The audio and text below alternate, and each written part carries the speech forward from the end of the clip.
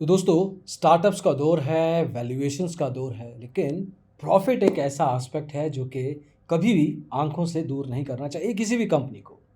इस कॉन्सेप्ट को अगर स्टॉक मार्केट पे लगाएं तो बहुत सारी कंपनीज हैं जो पुरानी हैं, स्टॉक ब्रोकर्स, बहुत सारे न्यू एज हैं और बहुत सारे तो ऐसे हैं जो फंडिंग के बेस पे, जो जनरल स्टार्टअप लैंग्वेज होती है, फंडिंग के बेस पे अभी भी स्टॉक मार्केट में ग्रोथ अपॉर्चुनिटी क्रिएट कर रहे हैं, देख रहे हैं।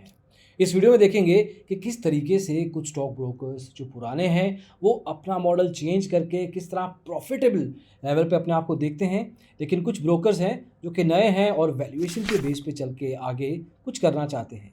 आपका फोकस किस तरफ, किस ब्रोकर की तरफ होना चाहिए, ये वीडियो उनके लिए ज़्यादा ज़रूरी है जो कि लॉन्ग टर्म इन्वेस्टमेंट्स करना चाहते हैं और ब्रोकिंग इंडस्ट्री को थोड़ा 360 डिग्री लेवल पे समझना चाहते हैं।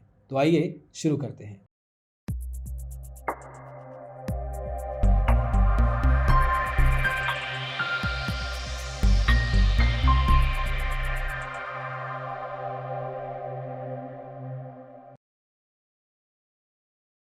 तो दोस्तों, करीब 8-9 महीने पहले जब एंजल ब्रोकिंग का आईपीओ आया था तो बहुत सारे लोग इसको एक तरह से डिस्काउंट कर रहे थे कि ज़्यादा अच्छा परफॉर्म नहीं करेगा।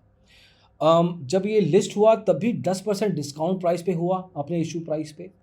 ज़्यादातर मार्केट में परसेप्शन स्टॉक ब्रोकिंग ब्रांड्स के लिए ऐसी होती ही है, क्योंकि ये इंडस्ट्री थोड़ी सी थोड़े से कन्फ्यूजन्स हैं इसमें।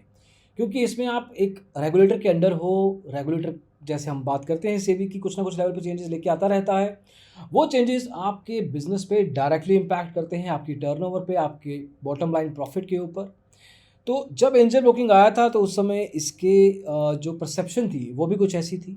इन्होंने अपनी स्ट्रैटेजी की तरफ, अपने कंटेंट और डिजिटल एस्पेक्ट की तरफ काफ़ी ध्यान दिया। एक्विजिशंस कस्टमर्स की उस हिसाब से की, पोजीशनिंग अपने आप को उस हिसाब से किया कि एक मिलेनियल के साथ डायरेक्ट कांटेक्ट हो सके। अब इसमें इनका जो अंदर का मैनेजमेंट प्रोसेस था उसमें भी काफ़ी चेंजेस आए, कई नए लोग रिक्रूट हुए, chief marketing officer, digital officer, इन चीज़ों में काफ़ी चेंजेस आए और उसकी वजह से काफ़ी एक फ्रेश पर्सपेक्टिव देखने को मिला। अब आज जाके एंजल ब्रोकिंग की वैल्यूएशन $1 बिलियन हो चुकी है। ये एक यूनिकॉर्न बन चुका है जो कि 185% जंप पे है जब ये लिस्ट हुआ था। अब अगर आप इस पर्टिकुलर चार्ट में देखेंगे किस तरह से आपको ये पता लगता है कि इस पर्टिकुलर कंपनी का आज की तारीख में मार्केट कैप क्या रहा है और मार्केट शेयर अगर हम एक्टिव क्लाइंट्स के हिसाब से देखें तो कितना ग्रेजुअली चेंज हुआ है। देखिए, एक तो ओवरऑल क्लाइंट बेस बढ़ा है, ये बताया हमने आपको पिछले वीडियो में, लेकिन इसमें मार्केट शेयर बढ़ने का मतलब ये है कि मार्केट के नंबर के साथ बढ़ते बढ़ते इन्होंने अपने परसेंटेज को भी बढ़ाया। तो एक तो अपना क्लाइंट बेस बढ़ाया है और साथ में टर्नओवर भी बढ़ी है। That's a good thing from that sense.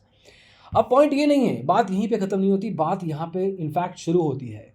ज़रोडा जो कि $1 billion and now it is valuing itself eight $2 billion.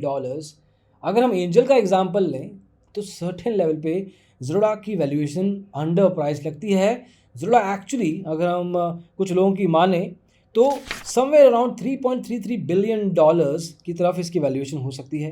Angel की तरफ वापस जाएं तो देखने में आता है कि एंजल का क्लाइंट बेस अच्छा खासा बड़ा है, 16 लाख के ज़्यादा है, 16.5 लाख से ज़्यादा है। वहीं ज़रोडा का एक्टिव क्लाइंट बेस करीब 38 लाख है। और ध्यान ये रखिए कि देखिए, जनरली ब्रोकिंग इंडस्ट्री में हमें पता है कि क्लाइंट अकाउंट खुलते हैं तो लोग ट्रेडिंग कम करते हैं और ज़्यादातर बस अकाउंट खुलते हैं, वो सिर्फ नंबर होता है। लेकिन ये चीज़ इन दोनों ब्रोकर्स के साथ लगाना थोड़ा डिफिकल्ट है, क्योंकि एक रेप्यूटेड ब्रांड्स हैं और इनका टर्नओवर ये चीज़ सिग्नल देता है इसका कि यहाँ पे ट्रेडिंग भी हो रही है। अब प्रॉफिट की बात करें अगर, तो एंजल का प्रॉफिट 300 करोड़ रुपए था पिछले फाइनेंशियल ईयर में, वहीं ज़रोडा का प्रॉफिट 1000 करोड़ रुपए है। तो अगर हम प्रॉफिट के साथ बाकी सब चीज़ों को छोड़ दें तो जो वैल्यूएशन $3.33 बिलियन की बात कर रहे थे, तो ये 3 गुना से ज़्यादा एक तरीके से इसका प्रॉफिट है। और वैल्यूएशन अगर बाकी के एस्पेक्ट्स को कंसीडर ना करें तो वैल्यूएशन भी मोर और लेस उसी लाइन पे जाती है। लेकिन सिर्फ बात वैल्यूएशन पे ध्यान रखिएगा, ख़त्म मत करना, प्रॉफिट को जोड़ना, क्लाइंट बेस को जोड़ना, क्योंकि ऐसी कंपनीज भी हैं जैसे ग्रो है। अब ग्रो को भी यूनिकॉर्न कहते हैं, $1 बिलियन की वैल्यूएशन है, क्लाइंट बेस भी इसका 7-8 लाख हो चुका है, लेकिन उसमें से कितने लोग ट्रेडिंग करते हैं। अभी नया है ग्रो, मान लेते हैं ये चीज़, लेकिन अभी 8 करोड़ रुपए के नुकसान पे है, लॉस पे है। तो ये साल उसको अपने क्लाइंट बेस को इम्प्रूव जो है वो करे ना करे, लेकिन अपने प्रॉफिट को डेफिनेटली इम्प्रूव करना पड़ेगा, अपने टर्नओवर को डेफिनेटली इम्प्रूव करना पड़ेगा। ये चीज़ बहुत ज़रूरी है, क्योंकि एंजल ब्रोकिंग का वापस एग्जांपल लें तो 2600 करोड़ से 5400 करोड़ इसका टर्नओवर हुआ और वहीं पे इसका क्लाइंट बेस 5% से 8.3% बढ़ गया। यही नंबर्स ज़ीरोडा के साथ भी मैच खाते हैं, लेकिन ऐसे कम एग्जांपल्स और हैं जो कि इसी तरीके से काम कर रहे हैं। इसमें ना तो ग्रो आ सकता है और अनफॉर्चुनेटली अपस्टॉक्स भी इस लाइन में नहीं आ सकता, क्योंकि अभी भी उस लेवल पे ये परफॉर्मेंस नहीं दे पाए हैं जहाँ पे एक तरीके से क्लाइंट का, ट्रेडर का फ़ायदा सोचा जाता है। चाहे हम इन दोनों ब्रांड्स की बात करें, ज़ीरोडा और एंजल ब्रोकिंग, दोनों का कोशिश यही है कि एक इकोसिस्टम क्रिएट किया जाए।